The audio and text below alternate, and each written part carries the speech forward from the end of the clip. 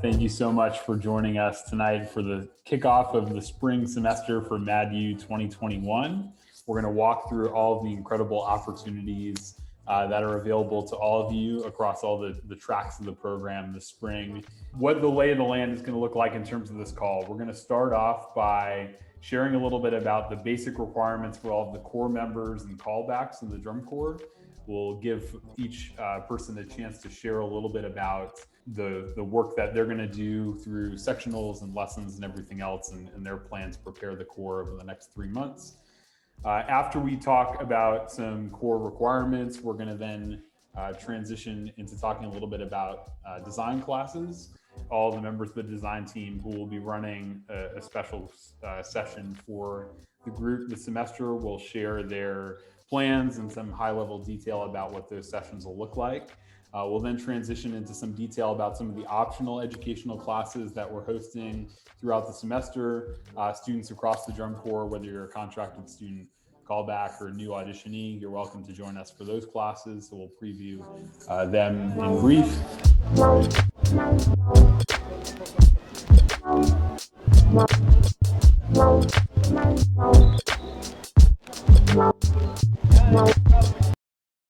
So for those that don't know me, if this is your first time, my name's Tim Darbone. I'm the visual caption head.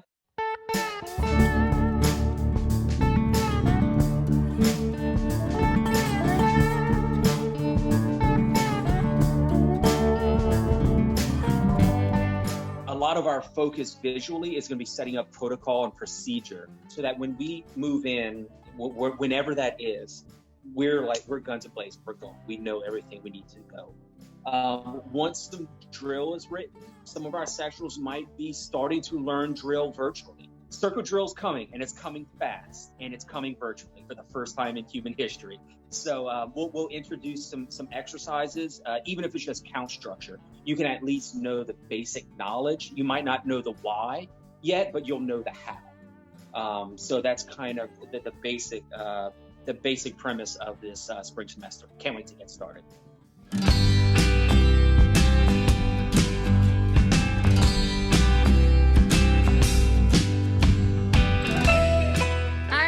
It's so good to see you. From the Color Guard land, we are participating in the WGI Showcase for their virtual aspect that they have put together for the 2021 season. This is something that the Guard staff and the designers and the choreographers have been communicating with for the past couple of months. It's going to be something super fun, super innovative, and something that will be able to showcase the Madison Guard. It's something we're really looking forward to, that we can be an independent guard and showcase the true Madison Color Guard for the year 2021. And then once that concludes, we will go ahead and shift our gears to preparing for the actual summer. So we're very excited to share some choreography and get people learning and get people to these recording sites and record all of these choreographic vignettes outside, and at the end of the day, make a huge compilation of something virtual that we can submit and share for the Madison webpage. I mean, it's a big step for Madison. It's a big step for the Madison Color Guard. So we're super excited, and I hope you guys are excited for it too.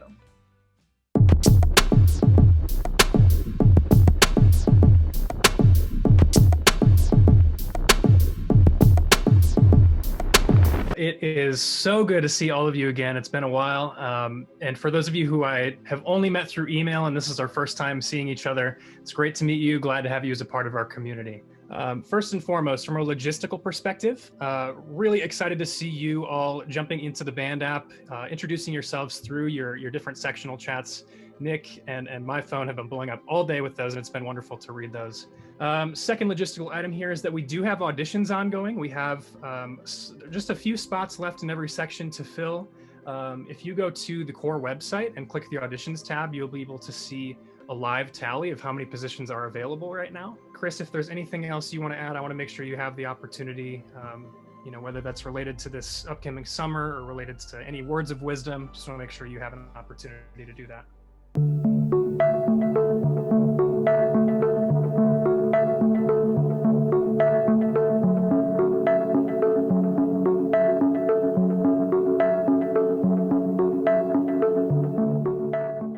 Yeah, I mean, it's great to see everybody here. And, I know we're all fighting through a lot of things, personally or as a group. But boy, I can't think of any better song lyrics to look at than You Never Walk Alone, and understand how that relates to your relationship within this organization and with the other people in this organization. And, sometimes, we sing it, we put it out there and stuff like that. I mean, I would take a few moments this week and read those words and think about what they mean to you, and think about how they're going to guide you over the next several months. So looking forward to it. Very excited with everything that they've put together here with MadU, and it's really great to see you all. So that's all I got. Great, and that's all I have too, Nick. So back to you. Perfect. Well, thanks everyone for your time tonight. Appreciate you staying with us through to the end. I hope you guys have a great semester. We'll see you in classes this week. Thanks so much.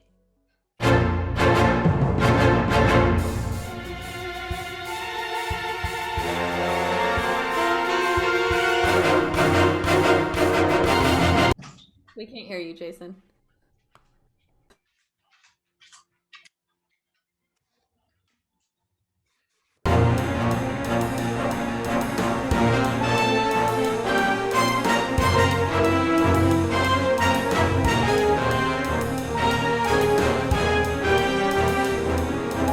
Let me try that again. It was hooked up to my wrong thing. New guy. What is up, everyone? I hope everyone had a good Monday. We're about to kick off the first official session of MadU. Let's have hands in the air like you just don't care. Woo! All right. My name is Jason Robb, and I am the program coordinator for the Madison Scouts. But on Monday nights, I'm going to be the educational director of the Forward Leadership platform. We did a complete retool of Forward Leadership and how we're going to bring it at you, and we are super excited about that. So I'm going to kick it off with my introduction. I live in Austin, Texas. Actually, Daniel Montoya would like me to be specific that I live in Leander, which is a northern suburb of Austin, Texas. So one of the cool things about this year is we actually have a Forward Leadership staff. So the staff members are going to go through and unmute themselves and introduce them. Let's start with Kat. Hi guys, I'm Kat. I actually live in Austin, Texas. I was born in Houston, Texas though. And I'm on the brass staff for Madison Scouts. Boom. And Rachel.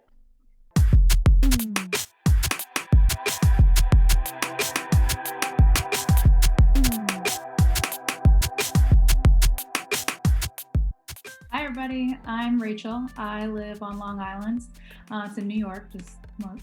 I've noticed some people don't actually know where that is. It's a little island hanging off the edge of the East Coast. And I teach the color guard here at the Madison Scouts. Very good. And Ryan.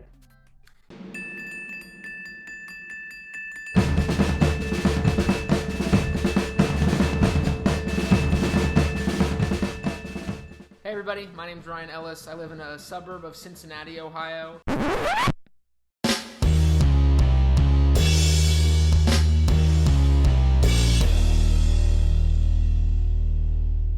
And I am the percussion caption head, so I teach all things percussion. Nice. And last but not least, David. Hey everybody, David Lofi. I am from Eau Claire, Wisconsin. Sorry, I'm the core director. Is my final piece there.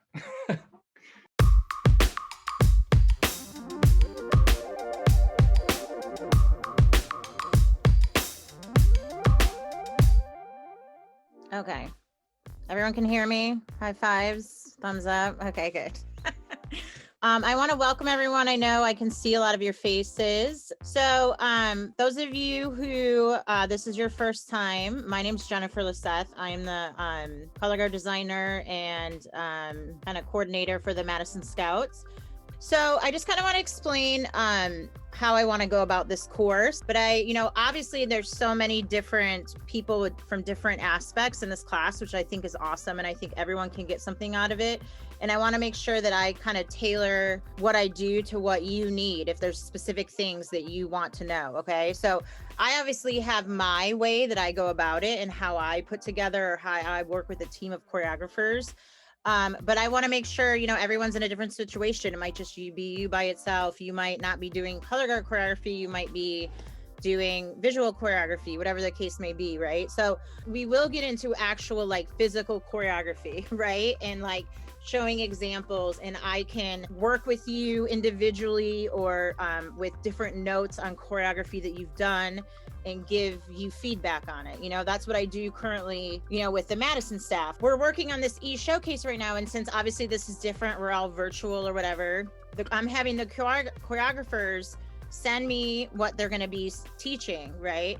And then I give feedback and notes and I say, hey, why don't you think of this? Or why don't you look at that? Or this seems too similar. And if that process was happening in person, obviously it would us be in a room collaborating, sharing those ideas before it gets taught to the students, right? So we can go through some of that right now so you get that experience. And if you have someone like that, that you can kind of bounce ideas off of, that's great, right? If you don't, then you're just kind of your own sounding board and you have to, kind of take yourself through that process.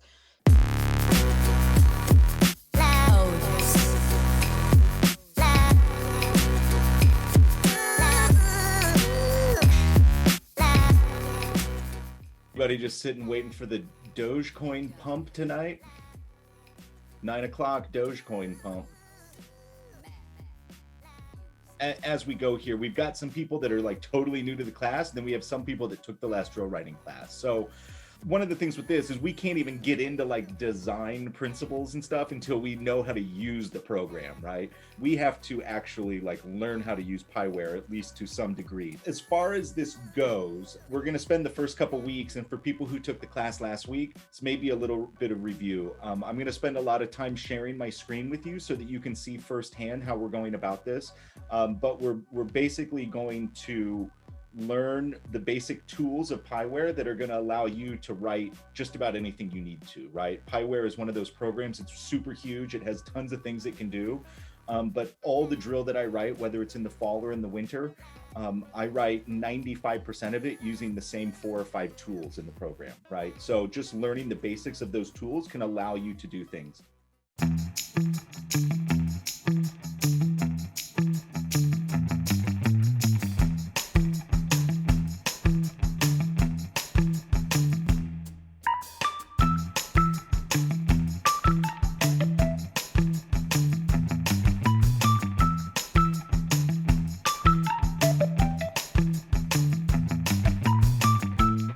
All right, Madison Music Design Team, what is up? What's up? How you doing? All right, so Daniel, I know that we need to talk about what you want to do, but you can't answer. I just want to do what I want to do. This meeting has ended. Okay, so with this whole opening, I know we have 3.5 minutes ish to go through. I don't think that we should approach it from I think we should just go bite size at a time. We know that we're going to have some sort of percussive interjection opening that's classical into an impact. So let's just talk through, Daniel, your plan on that first minute to 2 minutes or whatever you thought through, if that's okay. I think I would like to start off with a piano solo. Then the pit joins in. Sorry. We go back to the piano, who then goes into something pseudo-Latin, if it was a Latin kind of feature on the piano, that maybe the front ensemble joins in and the percussion kind of, almost just going, the brass came in and say, do something Latin. So it wouldn't finish in Latin. So we do a Latin interjection, and then almost as if they woke up, we finish that, and then we get to the main impact of the brass coming in with something Latin. So it would be basically piano with pit, interjection, whole percussion piano in a Latin style, whatever we want. And then we complete that phrase back to square classical. And then we get to our Latin impact to sort of. Okay, cool. I think that I would suggest that in that second section is where we fit in a lot of battery content that's low key tasty underneath what's happening. That's exactly what I was envisioning. It would be led, the piano would be the dominant voice doing whatever we decide they're going to do with the pit Latin style, but the percussion shouldn't just be on their like, I don't think it needs to be a 90s Latin. Musical battery parts within like the build. Yeah, right. but if the battery wants to stick out their right foot and tap it while they're doing the contemporary music, I would very much be okay with that. I like that a lot. Okay. A couple thoughts came to mind. One of them is, I think from like a macro pacing point of the entire show, we were maybe worried about like doing too much of a Latin transition too early in the show and then not having enough of that saved for later. So my question is specifically from the use of the battery voice, is there immediate identity when the show begins in that Latin feel? Or are they having a portion of the show where they're abiding by more of our classical character and then transitioning slowly into it? Yeah, I think that all makes sense. I think it should be really almost confusing. I like the idea of like the kind of like shifting back and forth, or like trying to be like, transitional in there. If the melodic content is, which I think is great, and we do this progression for the first minute and a half, everyone's going to be real like paying attention, like trying to figure out what exactly is happening, and then we get to the impact and then it's clear. So I think from an effect standpoint, that pacing makes sense because there is something that we understand, which is the melodic content, and everything else is what we're trying to get, like we're trying to like take people on, you know what I mean? I think that all makes sense to me. Okay, so you're imagining like building up and then hearing the piano by itself, and then the brass comes in. So I think that would be really cool. Like just to like have them start and then like him end that, like have a little thing that leads up to when the brass comes in. We think about it visually too. Like what's motivating all of this is the front ensemble and the battery, and they're pulling everyone along. Brass interjects, pulling everyone along, and like that they're basically reeling the brass into whatever happens on that downbeat. I think that's all good. I think that as much as we can layer it as possible right away, it will make the whole rest of the production easier because we haven't settled into anything. Like in the first minute and a half, it's like, what the hell is going on? Yeah. And then from minute 2 to the end, it's like, well, this is what's going on. And we can establish more clarity, you know what I mean? Like after the impact. Yeah. So Daniel, what I would challenge you to do is I think the beginning and the interjection is going to be easier for you. I think the impact is going to be easier for you. I think that second 30 to 45 seconds going from the interjection to the full 2D drum corps entering is like, how are you going to treat all the layers in and out into that impact? So, because what it can't be is it probably shouldn't be I don't want to say it shouldn't be because I don't want to take that off the table. Just how you get into the impact is going to be important just from a contrast standpoint.